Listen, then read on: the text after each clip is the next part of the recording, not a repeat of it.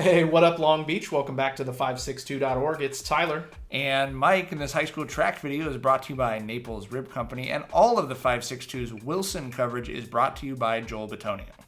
Mike, it's about that time. Track season here in the LBC. Long Beach Poly taking on Wilson in a Moore League dual meet. This is merely an appetizer, a preview for what we're going to see between two of the top teams in the state this year. Yeah, this is by far the top talent dual meet you're going to see in any league in California, maybe even America. We start with the girls 4x100. Obviously, Poly and Wilson, such a strong tradition on the track generally, but in the relays specifically. And we did not get to close the meet with the 4x4s. They're going to save those for bigger meets. But we did start off with a nice 4x1. You see a great third leg for Poly by Anaya Weish. And then Lauren Reed just able to hold off the late challenge for the Jackrabbits to win the first race of the day. Now to the girls' mile, Long Beach Poly getting Alexa Bryson out in front early in this race. This is the race where we see a lot of our distance runners we remember from cross-country season. Alexa Bryson going to cruise to a victory here with a PR 5:29.74 in the mile. Now we move over to the boys. Again, heavy on the cross-country influence. Good to see Nico Kolkiko going at some of Poly's top guys, including Cameron Roan and Robert Guerrero, who took the lead here and really challenged Nico. I don't think he was expecting him to pop up like that, but on the last lap, it was all Nico. Oh, he mashed the pedal down after being challenged there for sure. He pulls out to win it in 4:21.11. That's a state top 50 mark. Kokiko looking good, going after some school records in the 8 and the mile this year. But we go to the 110 hurdles where Isaac Lewis from Wilson, one of the best in the state, and he's going to casually knock out a 15:20 here today. Yeah, that's a state top 25 for Lewis. We'll see more of him in this highlight. Now to the girls 400, just one lap around the track. Samara Monroy, a name that we've known a lot, former Milliken Ram, now at Wilson, and she looks good in her new colors, Mike. She is very fast, and again, one of the top in the state.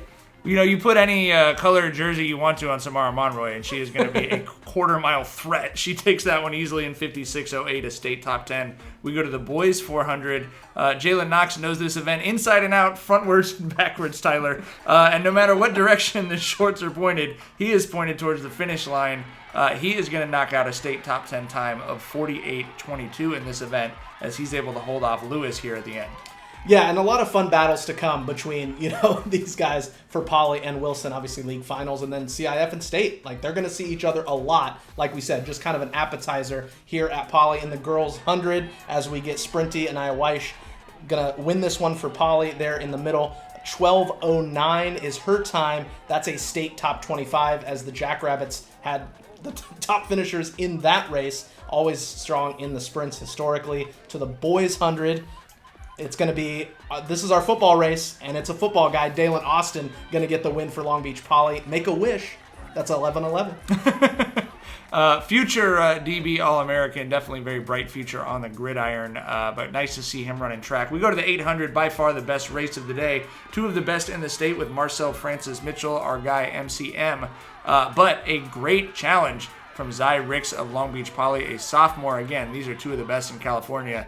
And Marcel Francis Mitchell is going to win it by 1/100th of a second, 1:55.82.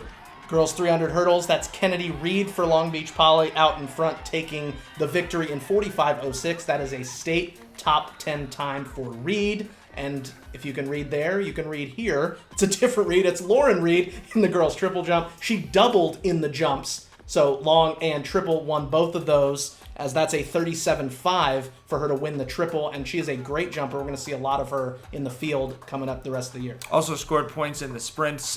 We go to the boys 200, where once again Jalen Knox, he can run the 1, he can run the 2, he can run the 4. Very versatile, very strong runner, and showing his stuff here in the 200 as he's going to finish in 22.36. Yeah, Jalen had Long Beach looking like Knoxville today. We go to the girls 3,200. It was a good day for that, actually. It was a pretty good day for that, Mike. You're right. The girls 32, Camille Lindsay, obviously great distance runner for the Jackrabbits. Poly girls won 85.33. Back-to-back league titles well within their grasp now. The boys 3,200, Long Beach Poly packed up at the front, eventually winning this one.